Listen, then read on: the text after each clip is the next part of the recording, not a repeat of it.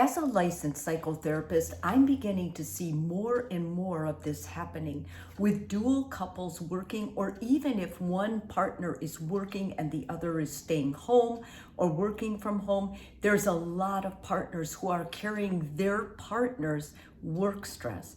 Work stress can be overwhelming, and if your partner isn't good with coping skills, maybe they never learned how to deep breathe, how to do meditation, how to do yoga, most of the time what happens to their work stress comes on you, and then you've got your own stress of the day plus their stress. I'm going to give you some things you can do, some tactics that will actually help you as a couple. This is definitely a video one partner who is feeling overwhelmed should watch, and then make sure you share it with your partner so they can become better at coping, so that it's all not being vented or dumped onto you. The first thing, it's important that you give each other split, undivided time.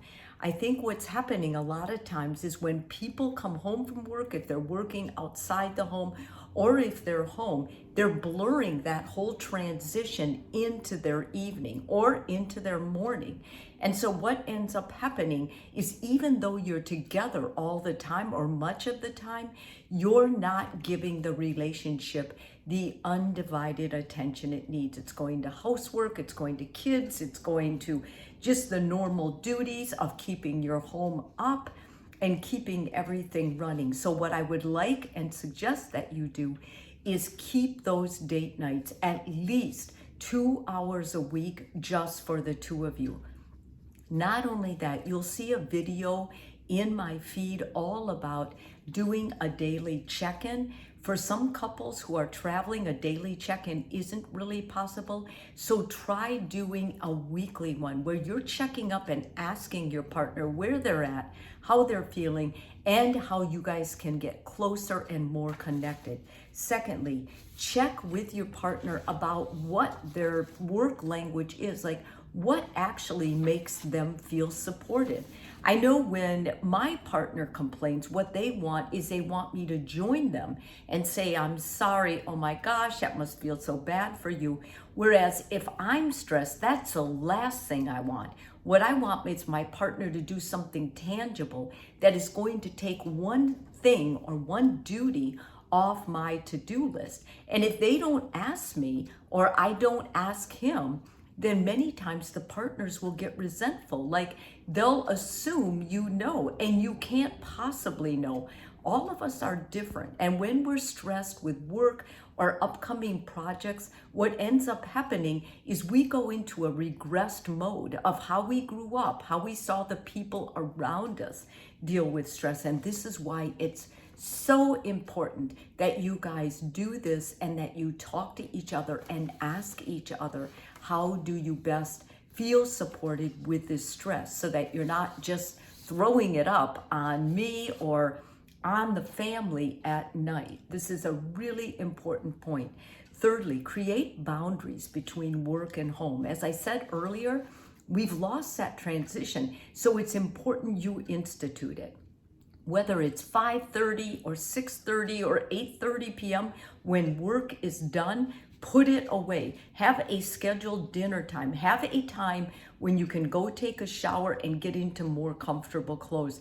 Do a ritualistic cutoff. In other words, a time when you are both going to cut off and then come together.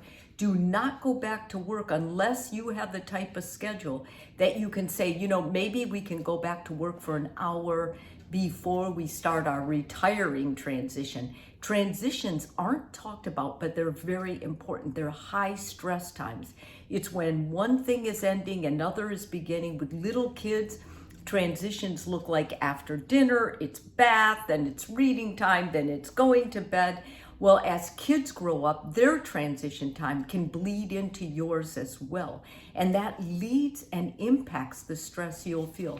So make sure that you follow through with those transition times. Make a clear one. Have rituals in place. This isn't only going to help your relationship, it's going to help you think better and sleep better at night. Next, find time apart. I cannot tell you how important space is. Have some me time throughout your day, especially in the evening. You need time when it's all about you and nothing else, whether that's 15 minutes or you have a little bit more luxury and it's an hour. You make sure you take that time for you, and please don't feel guilty. This is not a luxury, it's a necessity for mental health and a healthy well-being. Next, activate support networks. It's important you understand not one person can be everything for you.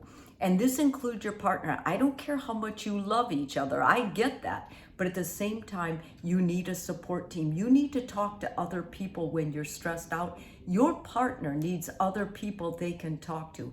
If they don't, they give you everything, and no human can take everyone's stress plus their own for a long amount of time without getting sick or feeling resentful.